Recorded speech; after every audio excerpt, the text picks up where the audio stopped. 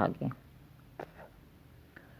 اس کے بعد دوبارہ سے آپ صلی اللہ علیہ وسلم کو جبرائیل علیہ السلام لے کر، یہ ہے اسرا جو کہ مسجد حرام سے مسجد اقصیٰ تک ہے، اور پھر ہے معراج۔ نماز ادا کر کے ادب و احترام مصطفیٰ صلی اللہ علیہ وسلم سے مشرف ہو چکے تو آسمانی سفر کا آغاز ہوا، اس لیے کہ ہر زمینی عظمت حضور صلی اللہ علیہ وسلم کے قدموں کا بوسہ لے چکی تھی۔ پہلے آسمان پر پہنچ کر آسمان کے دروازے پر دستک دی گئی۔ پہلے سے منتظر تھا، آواز آئی کون ہے؟ جبرائیل امین نے جواب دیا میں جبرائیل ہوں۔ آواز آئی آپ کے ساتھ کون ہے؟ جواب دیا محمد صلی اللہ علیہ وسلم ہے۔ آج کی رات انہیں آسمانوں پر پذیرائی بخشی جائے گی۔ آسمان کا دروازہ کھل گیا اور پوچھنے والے نے حضور صلی اللہ علیہ وآلہ وسلم کی بارگاہ بے کسب پناہ میں سلام عرض کرنے کی سعادت حاصل کی، اور پھر آپ صلی اللہ علیہ وسلم آسمانوں کی طرف بڑھے، اور جب آسمان دنیا پر آئے تو دروازہ کھٹکھٹایا۔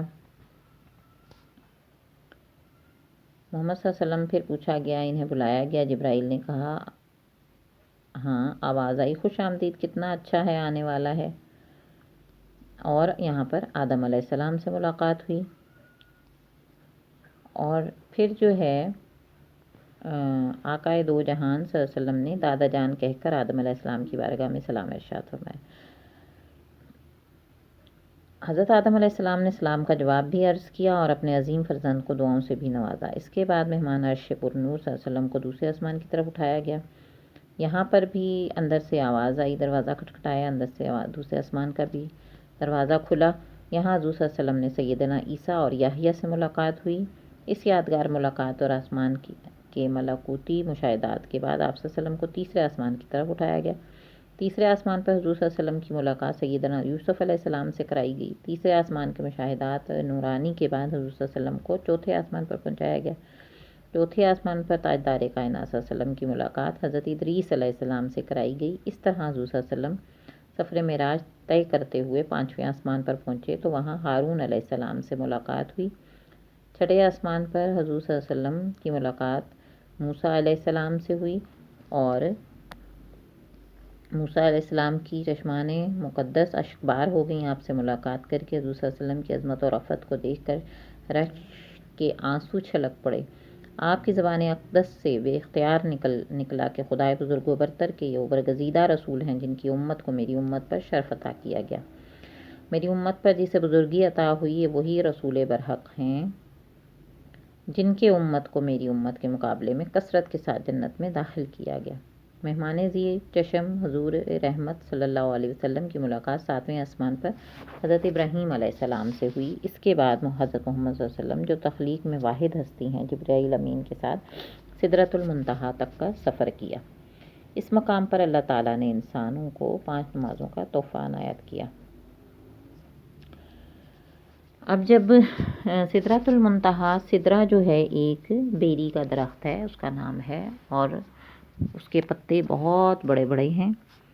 وہاں پہنچنے کے بعد وہاں پر فرشتوں کا ایک کعبہ ہے جسے بیت المعمور کہا گیا ہے۔ بیت المعمور میں 70,000 فرشتے روزانہ طواف کرتے ہیں، آپ صلی اللہ علیہ وسلم نے دیکھا، اور ایک فرشتہ جو وہاں پر روزانہ آ جاتا ہے وہ دوبارہ اس کی قیامت تک باری نہیں آئے گی، یعنی فرشتوں کی تعداد آپ صلی اللہ علیہ وسلم نے دیکھا کہ اتنی زیادہ ہے۔ اور اسی طرح سے پھر آپ سدرۃ المنتہا پر پہنچے ہیں تو جبرائیل علیہ السلام نے فرمایا کہ اب میں اس سے آگے ایک قدم بھی آگے نہیں رکھ سکتا، اگر میں نے ایسا کیا تو میرے پر جل جائیں گے۔ اور پھر اللہ تعالیٰ نے خود آپ صلی اللہ علیہ وسلم کو اس سے اوپر عرش معلیٰ تک لے گئے، جہاں پہ حضرت محمد صلی اللہ علیہ وسلم نے جنت اور دوزخ کو دیکھا، نظارے کروائے گئے۔ آپ صلی اللہ علیہ وسلم کو جنتی لوگوں کی بشارتیں بتائی گئیں اور جہنمیوں کے عذاب بھی دکھائے گئے، جیسا کہ حرام کھانے والے کے عذاب ہیں، چغل خور اور غیبت کرنے والے کے عذاب، جھوٹی گواہی دینے والے کے عذاب، اور سود کھانے والے کے عذاب، اس طرح کے عذاب دکھائے گئے۔ اور آپ صلی اللہ علیہ وسلم کو 3 تحفے اللہ تعالیٰ نے دیے۔ ایک تحفہ تھا حضرت محمد صلی اللہ علیہ وسلم کو نمازوں کا، جو کہ 50 نمازیں تھیں، اور اس کے علاوہ دوسرا تحفہ جو تھا وہ ہے سورۃ البقرہ کی آخری 2 آیات، آمن الرسول بما انزل الیہ من ربہ والمؤمنون کل آمن باللہ وملائکتہ وکتبہ ورسلہ لا نفرق بین احد من رسلہ قالوا سمعنا واطعنا غفرانک ربنا الیک المصیر لا یکلف اللہ نفسا الا وسعها لها ما کسبت وعلیہا ما اکتسبت ربنا لا تؤاخذنا ان نسینا واخطأنا ربنا ولا تحمل علینا اصرا كما حملته على الذین من قبلنا ربنا ولا تحملنا ما لا طاقة لنا به واعف عنا واغفر لنا وارحمنا انت مولانا فانصرنا على القوم الكافرین۔ ان آیات یہ 5 نمازوں کا تحفہ ملا، اور اسی طرح سے یہ سورۃ البقرہ کی آخری 2 آیات آمن الرسول سے لے کر کافرین تک، اور اس کے علاوہ جو بھی مسلمان شرک نہیں کریں گے ان کے اللہ تعالیٰ چاہے گا تو اپنی رحمت سے گناہ کبیرہ کی معافی دے دے گا۔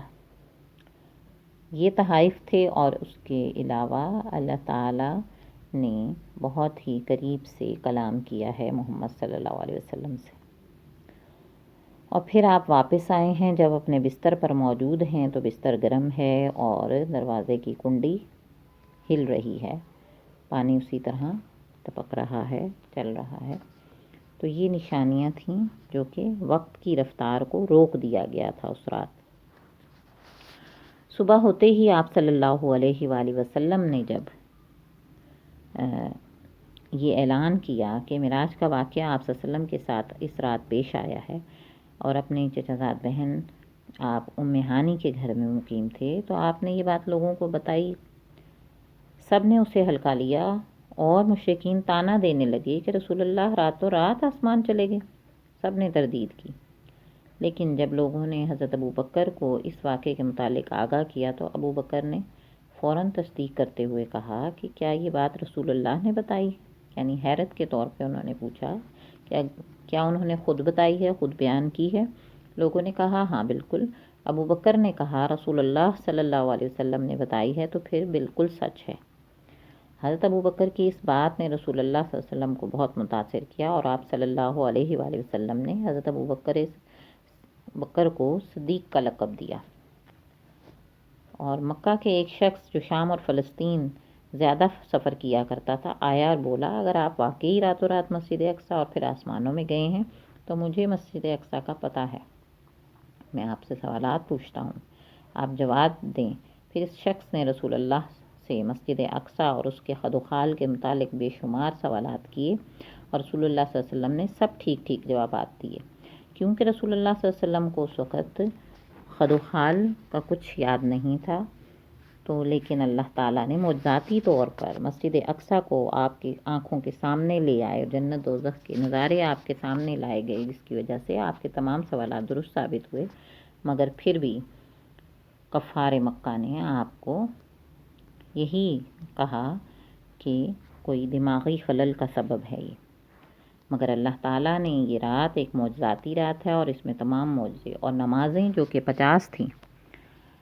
پھر جب آپ صلی اللہ علیہ وسلم واپس آ رہے تھے تو حضرت موسیٰ علیہ السلام نے راستے سے آپ کو بارہا واپس بھیجا، حتیٰ کہ 5 نمازیں ہو گئیں، اور پھر بھی موسیٰ علیہ السلام نے کہا کہ ابھی بھی بہت زیادہ ہیں، یہ امت ادا نہیں کر سکے گی، کیونکہ میری امت کو 2 نمازیں دی گئی تھیں اور آپ کو یہ 5 بہت بھاری ہوں گی۔